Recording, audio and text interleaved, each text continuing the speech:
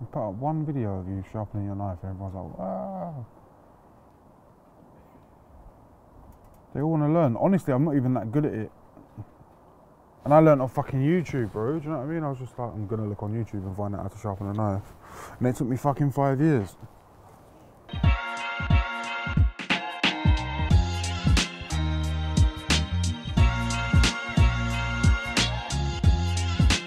Wagwan!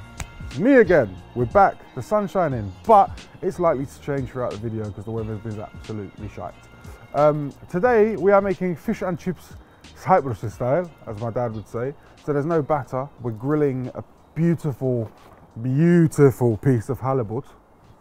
And then we're gonna make some chips using Cyprus potatoes. So for me, chips will always be Cyprus potatoes. It reminds me of being a child. They're not North Cyprus or South Cyprus, they're just from Cyprus. There's no hatred between potatoes. And yeah, I'm just gonna show you how to make chips that aren't done like Michelin star restaurant, Jenga style, cooked in 4 different fucking fats. Just gonna make chips. And then grill a beautiful bit of fish. So, firstly, cast iron pan, sunflower oil. I'm gonna bring it up to about 160 degrees. And whilst that's happening, I'm gonna peel these Cyprus potatoes. Now I brought a peeler out, but fuck it, my nan always peeled potatoes in her hand. Now the reason Cyprus potatoes make such great chips is that they've got a high sugar content. They're grown in like enriched red soil that's like throughout the Mediterranean. And like this dirt, you see this dirt here, is the closest I've been to the motherland in a year and a half, innit? So just wanted to do a little something something. So I'm just gonna peel these potatoes like an auntie. Yeah, feel free to use a peeler, but this is how they peel potatoes in Cyprus. Just bare hand. And then you nick out any bits that are like wrong. I peel back my potatoes. Now, can we just talk about one thing quickly? I fucking hate perfectly uniform chips. I hate this whole thing of like ordering chips and they come in a Jenga stacks, or the fucking little stupid trolley that they give you, or the fucking, you know, that silver cone with a bit of parchment in it. Just put the chips in a bowl, bro. They're chips. It's poor people food. They should be celebrated. They're great and they're delicious, yeah? So, that being said, I'm just gonna fucking cut my chips without thinking about it. So I'm gonna go straight down on one side.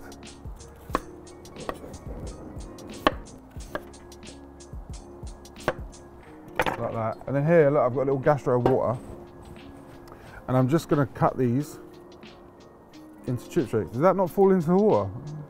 Just into little chip shapes, right? I don't want a ruler. I don't want them to be all uniform and perfect. The idea for me is when cutting chips, you want a jiggedy jaggedy edge. Do you know what I mean? So like, if I find one, you want multiple surface area. When you make a chip that's just square or rectangle, you've only got 4 equal sides. When your chip's got personality and corners and different angles, you've got more ability to go crispy, innit? Just makes sense, bro. Leave the fucking rulers at home. Just cut up some chips. They're about 1 centimetre in width, right? And then we're just gonna cut them down lengthways. Doesn't matter if they're straight, doesn't matter if they're all the same size. Doesn't matter if some of them are a little bit triangular. As long as they're the same thickness, when you make the first cuts, they'll all cook uniform. Also, the reason that we're going into water now is that we want to rinse off any excess starch, right?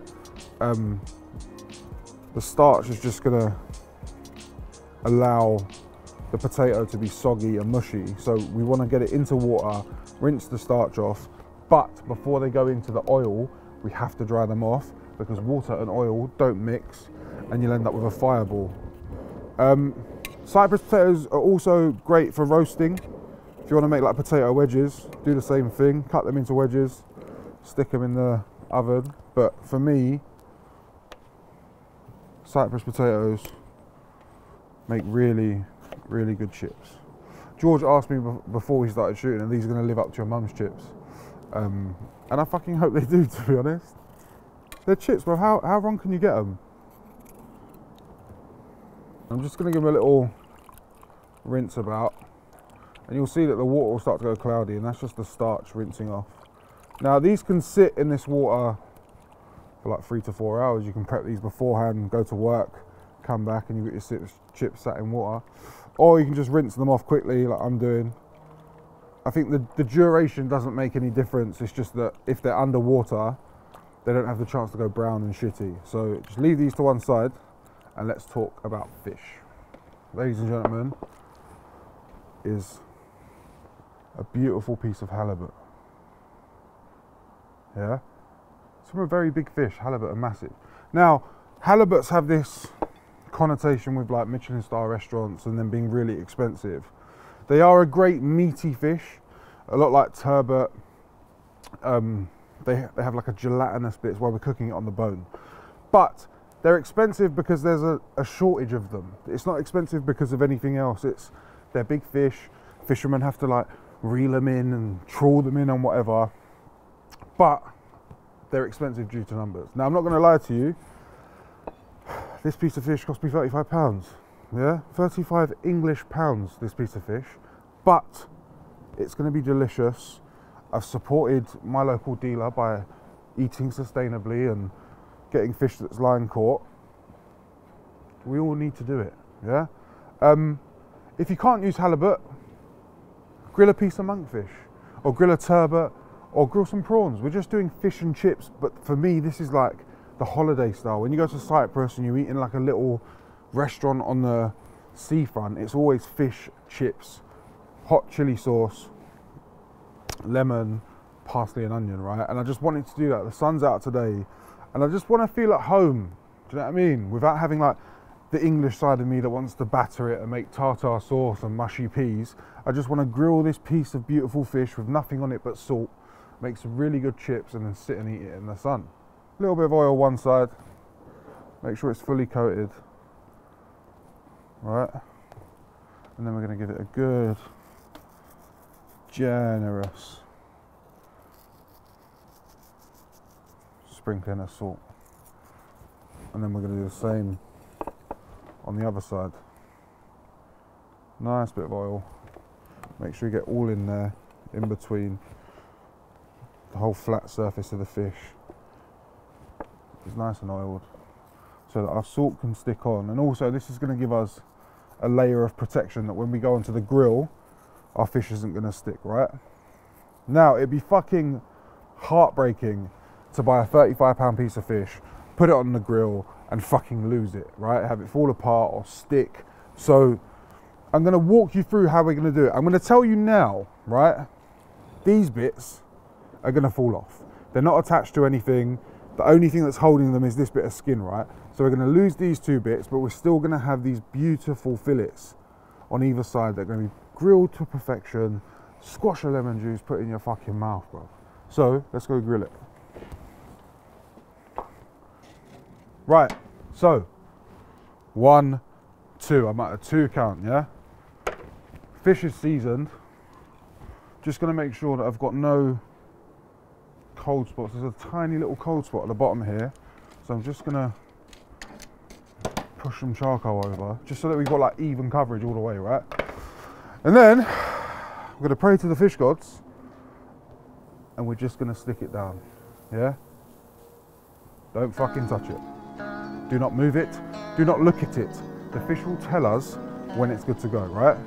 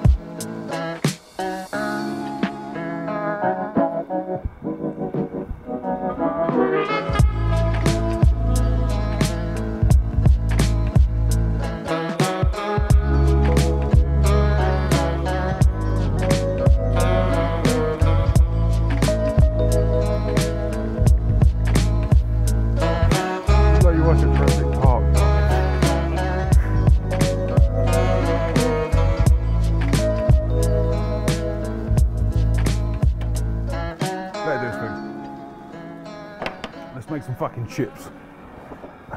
Right, so I've drained the starchy water off these potatoes, right? I don't know what fucking temperature my oil is at, but just be careful when you make chips, because when you put stuff into oil, oil expands, and we have the potential for a spillover, but we're good. Don't go loads, go a few at a time, right? Now, what we're looking to do is blanch these chips, so we want to cook them with no colour, and then we're going to go in for a second fry, not because I'm a Michelin star snob, just that you can't fry a chip all the way through and get it crispy and golden and fluffy like mashed potato on the inside. You have to do 2 parts. So just let these do their thing. Just make sure they're not getting too much colour on. Yeah, they're fine. We're just going to keep an eye on them. Now, I did a recipe in my book for Cyprus potatoes, and my mum said to me that my nan always used to put salt in her oil when she was making chips, and it didn't really make any sense. I've not done it, but if anyone else's nan, or like, as one of those wives' tales, or just something that they do because they don't know, feel free to put them in the comments. I'm a YouTuber now, I can say things like that. But yeah, let these cook. No colour, want them soft. I'm going to do it in batches. Halibut's doing its thing. I can smell it. It's getting nice and sweet and crispy. And we're just going to like patiently wait in the sunshine for fish and chips.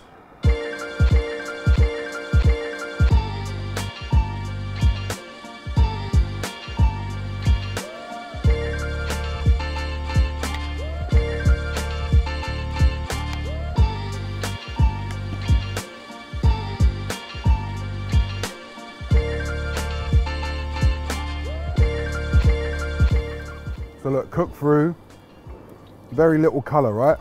Gonna stick them in here on a piece of paper and just let them drain off. Now, from there, I wanna crank the heat up on our oil. So ideally, if you're checking, you wanna be at like 180, 190. First cook's on 165, 170. We wanna bring it all the way up now so that when we go in, we're just looking for colour. We want them to remain crispy, right? Let the oil come up, and we'll check on our fish.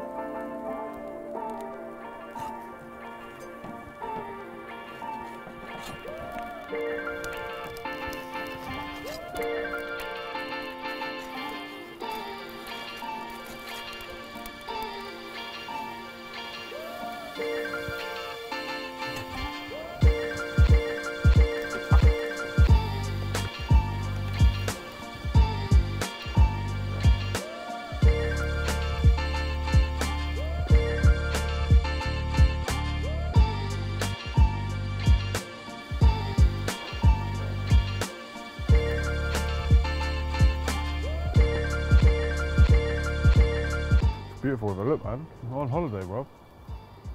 Holiday, bro. I'm making holiday food, fam. Gotta do what you gotta do. So first blanch is done. Oil's come up. Gonna plonk these chips in.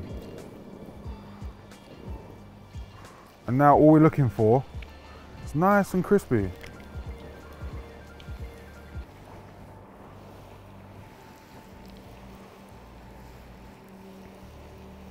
So chips are down. Just make sure that they're not all bundled in the middle. Nice hot oil, right? 2 or 3 minutes, just until they go nice and crisp. We want to hear them when they hit the steel bowl. Let's go clink. Sounds like a plane flying out of the sky. Yeah, look. Cyprus chips, there. Crispy, fluffy on the inside, nice hot oil. What we're going to do now is we're going to quickly run, pull our halibut off and let it rest on our plate, sort our chips out and then eat it, yeah? Come. Now, I I don't know if I'm going to be able to do this without fucking it, but I'm going to try.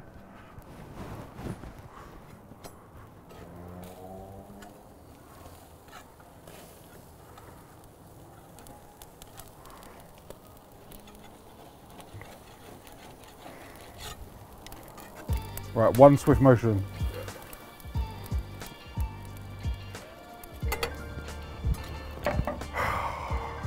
Fish gods with me today, bro.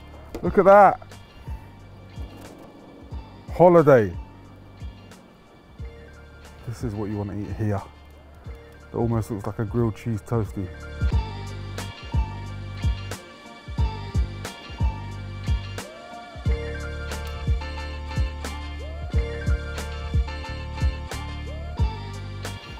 Right, chips.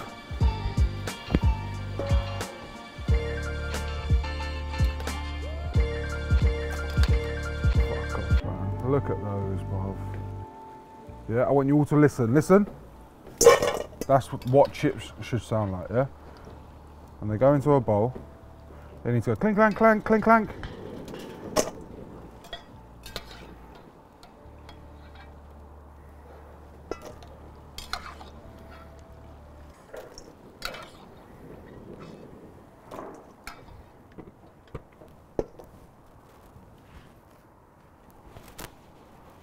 Just gonna pat off. Now, while the chips are still hot, I want a massive bit of salt, right? A lot of that salt's gonna just stick to the bottom of the bowl where the oil is. So you wanna be generous with it. And then let's plate.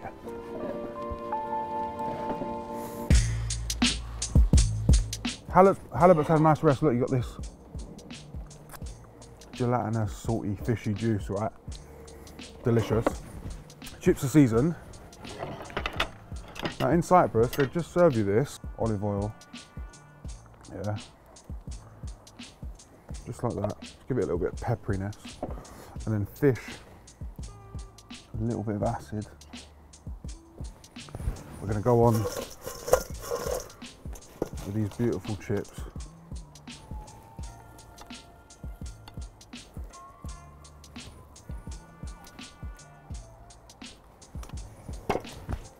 And in here I've just got some parsley and some onion that I've like stuck in ice water so it's gone nice and crispy. Plonk that on the side. Lemon if you want some more lemon.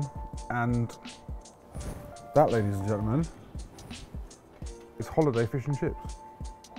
Grilled halibut, Cyprus potatoes, parsley and onion, lemon, olive oil, and spicy Turkish ketchup. I'm on holiday, fam.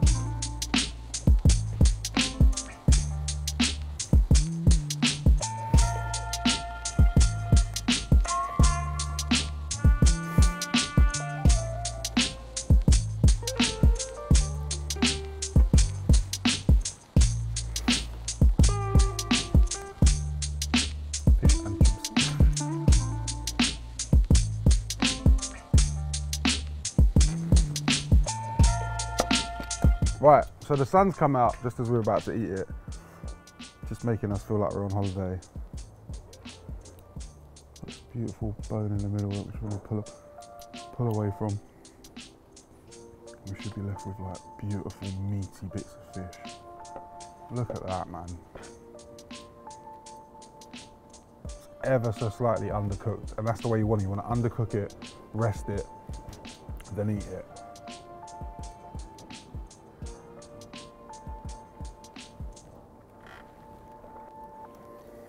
And halibut, like turbot, is super meaty. It doesn't even feel like you're eating fish.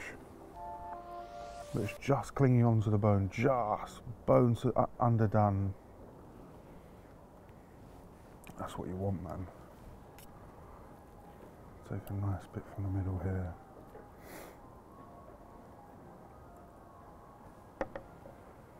There's no pin bones in this because it's straight across the fish. Just that one middle bone.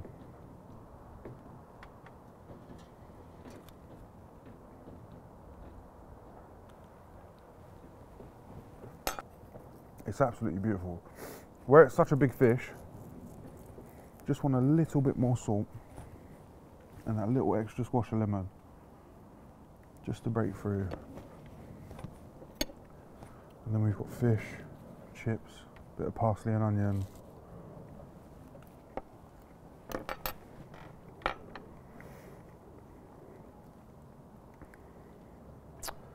Fucking hell, man, it's like being on holiday, honest. Look, man. It's like it got cooked, and it's almost like medium rare in the middle. Chewing is minimal.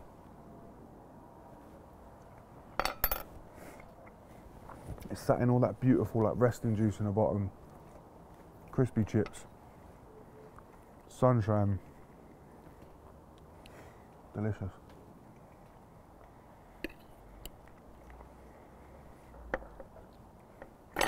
Increíble. Increíble, por favor. Do you know what I'm gonna do? I want a little plonk. Fucking hell, man. Stitch up. A little plonk of ketchup. I just want to dip my chips in the spicy ketchup. Oh, fuck, man.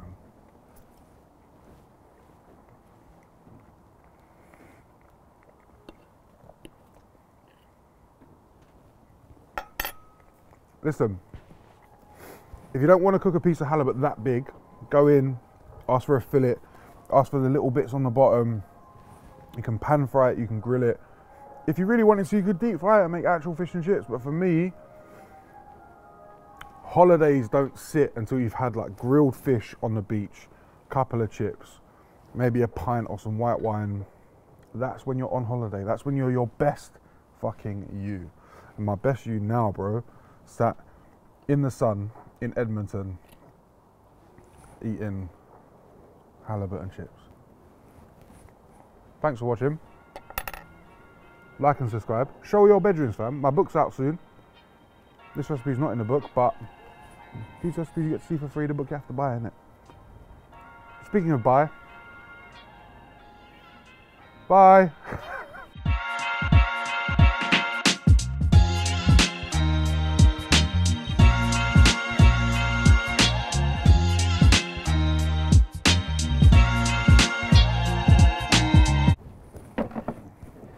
Eat it, babes.